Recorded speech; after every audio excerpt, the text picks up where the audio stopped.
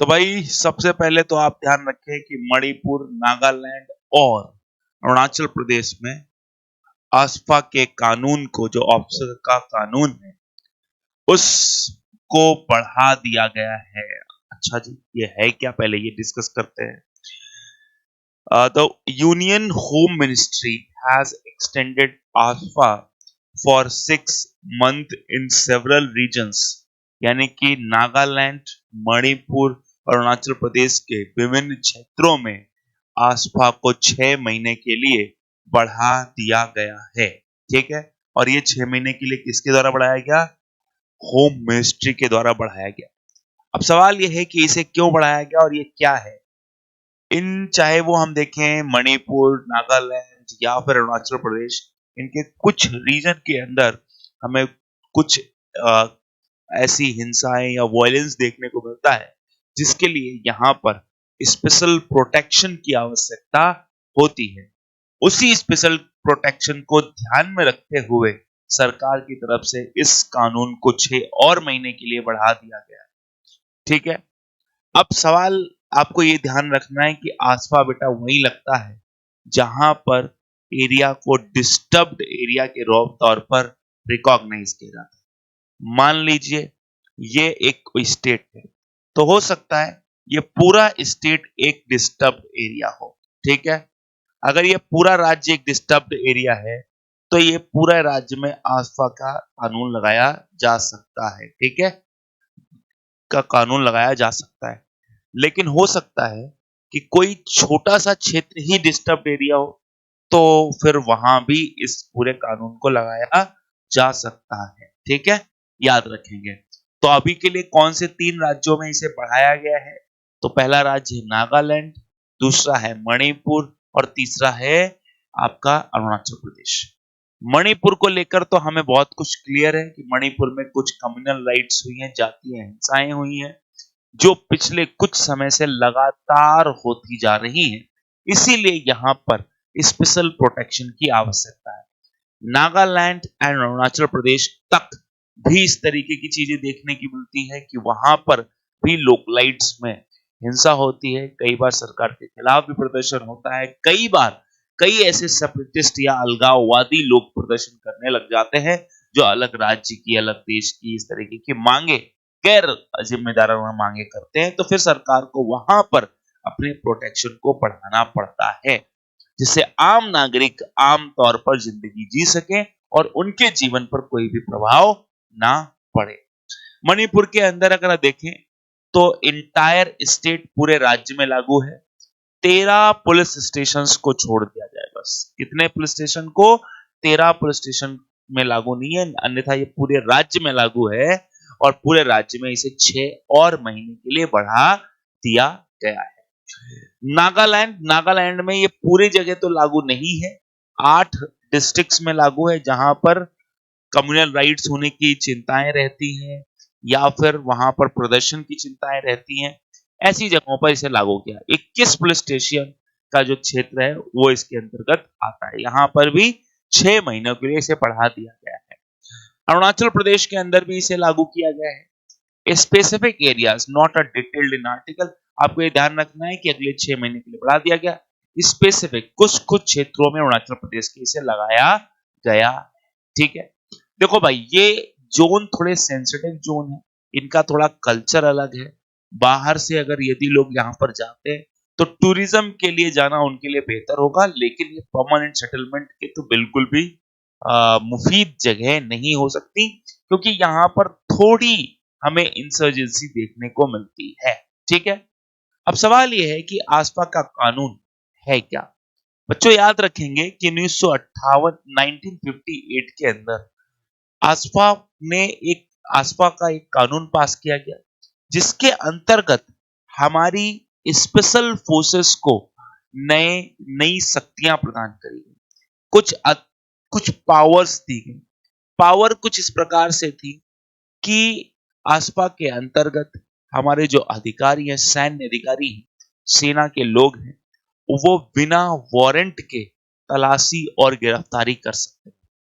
क्योंकि कई बार क्या होगा कि वारंट लेने जाने में समय लग सकता है, जिसकी वजह से मौका मौका पर प्रदर्शनकारी या कोई ऐसा व्यक्ति जो उस पूरे रीजन को डिस्टर्ब करने के उद्देश्य से आया हो, वो फिर गिरफ्तार नहीं हो पाएगा। तो बिना तलाश वारंट के बिना तलाशी भी ली जा सकती है या फिर गिरफ्तारी भी की जा सकती है। देखिए, पूरे देश के अंदर ऐसा नहीं किया जा सकता। पहली चीज, ये केवल उन्हीं क्षेत्रों में किया जा सकता है जहां पर आफ्स्पा को लागू किया गया है।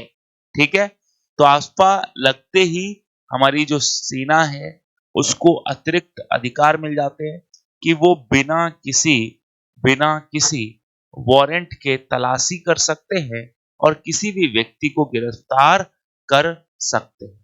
यहां तक कि यहां पर यूज ऑफ फोर्सेस यानी कि सेना का इस्तेमाल भी इसके अंतर्गत किया जा सकता है। और कई बार तो आपको यह भी ध्यान रखना है कि opening fire in disturbed area, तो कई बार आपको यह भी याद रखना है कि ये तो सेना का प्रयोग भी कर सकते हैं और कई बार जहां पर शांत क्षेत्रों में बल का प्रयोग भी कर सकते हैं और गोली भी चला सकते हैं। तो अगर कोई इनकी गोली से शूट भी हो जाता है और बड़ा प्रदर्शन कर रहा है, तो फिर ऐसी सिचुएशन में यहां पर शूट डाउन भी किया जा सकता है उस व्यक्ति को।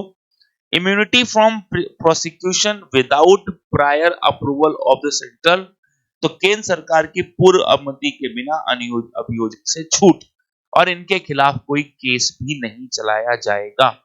तो आपके मन में एक प्रश्न आ सकता है कि क्या आफ्स्पा के अंतर्गत जो सैन्य अधिकारी किसी पर गोली चलाते हैं वो तो अपनी मनमानी कर सकते हैं, ऐसे तो वो किसी को भी मार सकते हैं। तो बेटा हम पहले अगर भारत के नक्शे को देखें, मैप को देखें, तो हम इस चीज को बेहतर ढंग से समझ सकते हैं। जो armed forces special protection act है, भारत में किन किन राज्यों में लगाया जा चुका है? तो पंजाब में लगाया गया था और 1997 में इसे हटा लिया गया, 1997 में इसे हटा लिया गया। फिर अगर देखा जाए तो कुछ सिलेक्टेड एरियाज में जम्मू एंड कश्मीर में भी लगाया गया, जम्मू एंड कश्मीर के पूरे हिस्से पर लगाया गया और बाद में वहां पर इसको थोड़ा बहुत चलता रहता है। क्यों चलता रहता है? क्योंकि ये सेंसिटिव एरियाज है। सेंसिटिव एरियाज का मतलब है कि यहाँ से पाकिस्तान की तरफ से लोग आ सकते हैं, प्रोटेस्टर आ सकते हैं और इस रीजन को वो थोड़ा परेशान कर सकते हैं। उसी तरीके से अरुणाचल प्रदेश के अंदर भी लगता है, उसी तरीके से नागालैंड के अंदर भी लगता है और उसी तरीके से त्रिपुरा, मणिपुर यानी कि आसाम और त्रिपुरा में भी लगाया गया था, लेकिन त्रिपुरा में 2015 में इसे हटा दिया गया और आसाम के अंदर 1958 में एक्सटेंड किया गया पूरे स्टेट तक और स्टेट तक, और 1990 में ये उसको पूरे राज्य में पहुंचा दिया गया था। अब सवाल यह है कि आज के समय पर इसकी जरूरत क्या है, why it is in need. आप जरा रियलाइज करिए कि जहां पर हमने इसकी बात करी, चाहे वो अरुणाचल प्रदेश हो, चाहे वो नागालैंड हो, चाहे वो यहाँ पर मणिपुर हो, जहां पर 6-6 महीने के लिए इसे बढ़ाया गया, भैया जरूरत यह है कि इस समय, इस पॉइंट ऑफ टाइम पर अगर हम देखें तो अरुणाचल प्रदेश, नागालैंड, मणिपुर थोड़े सेंसिटिव एरिया है ना, और सेंसिटिविटी यहाँ पर ज्यादा है। अक्सर हम देखते हैं कि यहाँ पर प्रदर्शन करने वाले लोग अपनी सीमाएं लांघ जाते हैं और कई बार तो भारत से अलग होने की भी बात करने लगते हैं। कई बार कम्युनल राइट्स के नाम पर दंगे ज्यादा भड़क जाते हैं, तो जो आम जीवन है, सामान्य जीवन है, वो प्रभावित होने लगता है। तो ऐसे में अगर हमारे देश में आर्म्ड फोर्सेस को स्पेशल पावर्स दे दी जाए तो एक बेहतर ढंग हो सकता है, बेहतर तरीका हो सकता है इन लोगों को मैनेज करने। हालांकि भारत के अंदर इन आर्म्ड फोर्सेस के ऊपर ह्यूमन राइट्स का वायलेशन करने का भी एलिगेशन लगता है कि इन लोगों के वजह से ये लोग यहाँ पर सामान्य जीवन नहीं जी पाते हैं।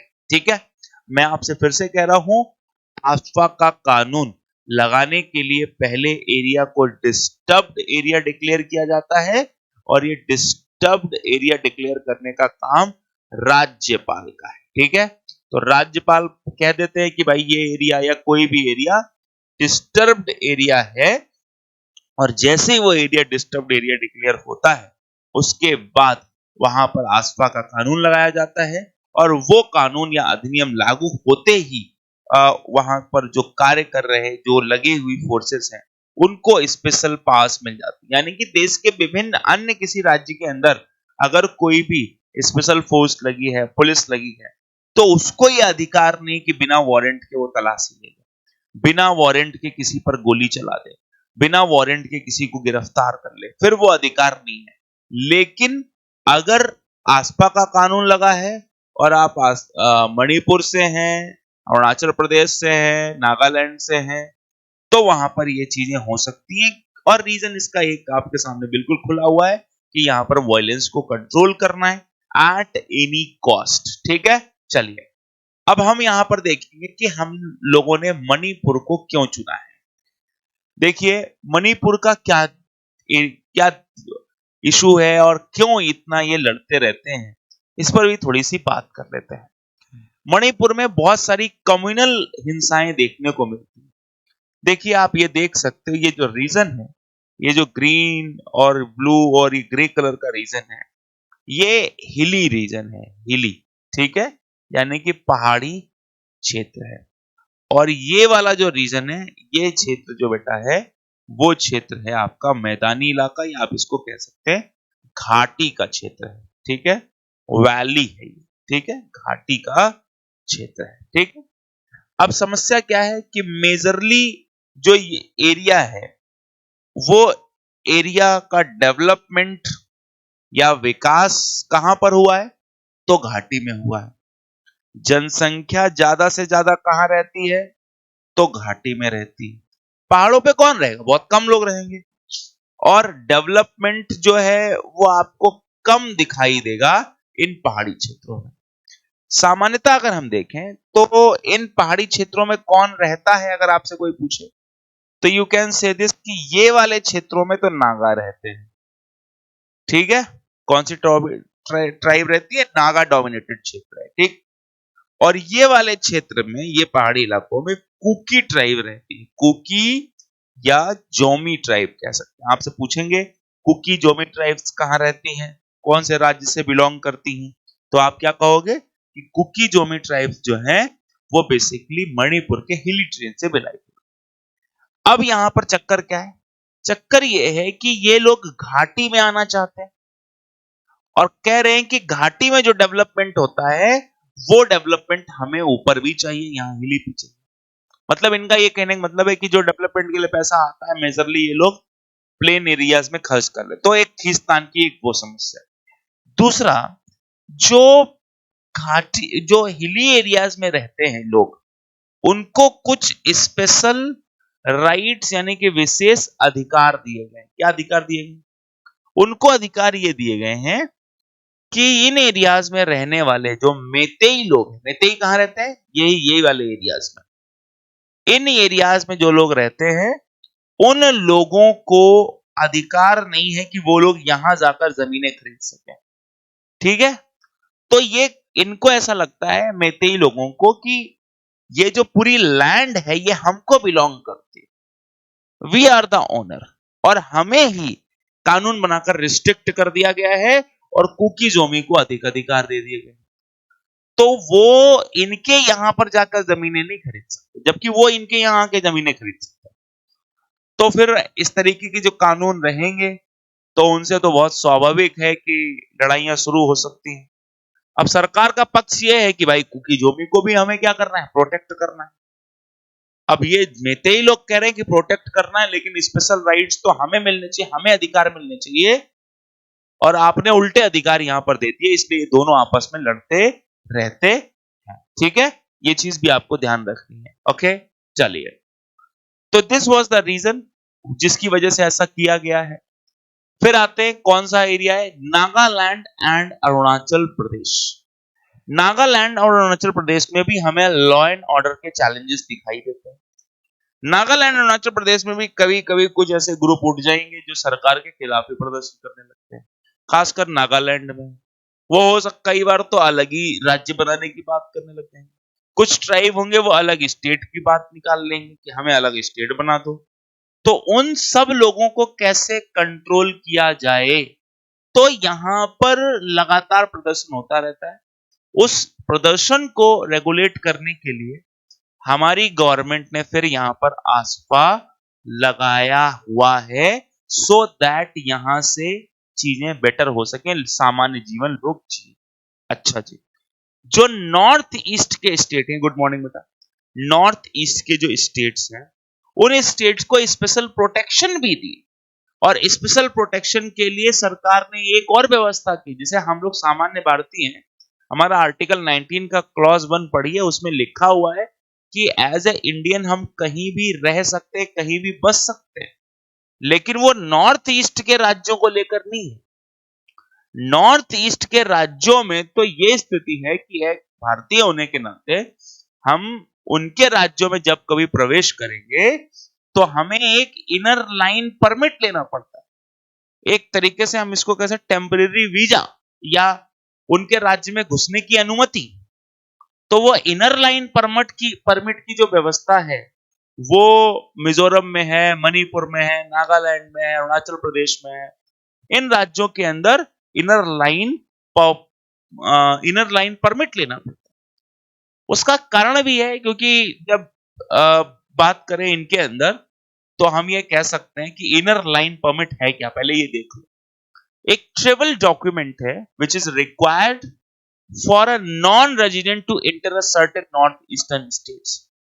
ये उन सभी लोगों के लिए आवश्यक होगा जो नॉर्थ ईस्ट के निवासी नहीं है और वो नॉर्थ ईस्ट के किसी स्टेट के अंदर जाना चाहते हैं, सर्टेन स्टेट के अंदर। ठीक है, इसे किस आधार पर लाया गया, तो बंगाल ईस्टर्न फ्रंटियर रेगुलेशन, ये 1873 के कानून के तहत यहां पर व्यवस्था की गई थी इनर लाइन परमिट की।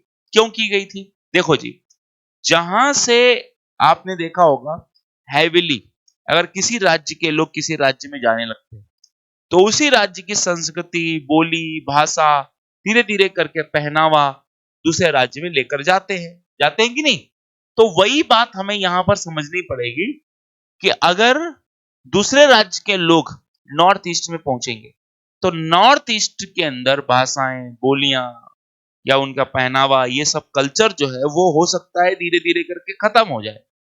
तो उसे प्रिजर्व करने के लिए, प्रोटेक्ट करने के लिए इस तरीके के कानून की व्यवस्था की गई थी कि जो ट्राइबल कल्चर है और आउटसाइडर्स की जो एंट्री है उसे नियंत्रित करना है। तो जो ट्राइबल कल्चर था इनका वो रेगुलेटेड रहे, ट्राइबल कल्चर प्रिजर्व रहे, और जो बाहर के लोग आते हैं वो रेगुलेटेड हो कि कौन आ रहा कौन जा रहा, वो चीज भी पता रहे। तो इसकी शुरुआत ब्रिटिश काल से ही शुरू हुई। कहां लगाते हैं, अरुणाचल प्रदेश जाना है तो आईएलपी पहले से लेनी पड़ेगी, नागालैंड जाना है आईएलपी लेनी पड़ेगी, मिजोरम जाना है और मणिपुर जाना है तो आईएलपी लेनी पड़ेगी। ठीक है, ध्यान रखना है। अच्छा, इंडियन सिटीजन्स को इनर लाइन परमिट लेना पड़ता है और फॉरेन सिटीजन को प्रोटेक्टेड एरिया परमिट लेना पड़ता है। यानी कि ऐसा नहीं कि धड़ल्ले से, जैसे मान लो मैं यूपी से बिहार आता हूं, बिहार से मध्य प्रदेश चला जाऊं, मध्य प्रदेश से महाराष्ट्र चला जाऊं, मुझे कोई रोकने वाला नहीं। पूरा भारत हमारा देश तो हमारा ही है, लेकिन थोड़ी रेगुलेशन की जरूरत है। और यहाँ पर ऐसे जमीनें खरीद नहीं सकते बाहर के लोग, ये सब भी इस तरीके के कानून भी बने हुए हैं। ठीक है, याद रखना। पर्पस क्या हो गया कि इस तरीके से हम ये कह सकते हैं कि अगर इस तरीके के कानून रहते हैं तो थोड़े से चैलेंजेस यहाँ पर आ सकते हैं कि फिर लोगों वहां पर जाना भी कम कर सकते हैं, थोड़ा डेवलपमेंट का इशू आ सकता है। लेकिन उन्होंने अपने हिस्से को इतने बेहतर ढंग से सजाया है कि नेचर वगैरह इतना बढ़िया बैलेंस्ड है कि उतनी कोई समस्या आती नहीं। अच्छा जी, अब आते हैं आसपा के कानून पर वापस। किससे संबंधित क्या चुनौतियां विद्यमान है। पहली, मानवाधिकार चिंताएं यहां पर आपको देखने को मिलेगी, ह्यूमन राइट कंसर्न देखने को मिल रहे हैं। कई बार ऐसा एलिगेशन है कि कई बार कुछ सेना के अधिकारी इन शक्तियों का गलत प्रयोग भी कर लेते हैं, एक ये एलिगेशन भी देखने को मिलता है। फिर कहते हैं कि जुडिशियल स्क्रूटनी की व्यवस्था इसमें नहीं की गई, कि अगर किसी व्यक्ति ने किसी को गोली मार दी है तो अगर केंद्र सरकार उसके खिलाफ कार्यवाही करने को नहीं कहेगी तो फिर उसके खिलाफ कोई कार्यवाही कर भी नहीं सकता। तो वो एक बड़ी समस्या है कि क्या जुडिशरी को यहाँ पर जो प्रोविजंस किए गए हैं उन प्रोविजंस को देखने के लिए भी इतने जतन करने पड़ रहे हैं। Political database demand for the local government and civil societies to revoke the amend the laws. अच्छा जी, अब सरकारों से लगातार ये उम्मीद की जाती है कि सरकारें इसे हटा दें, चीजें बेहतर हो जाएं, ओपन कर दें, है ना।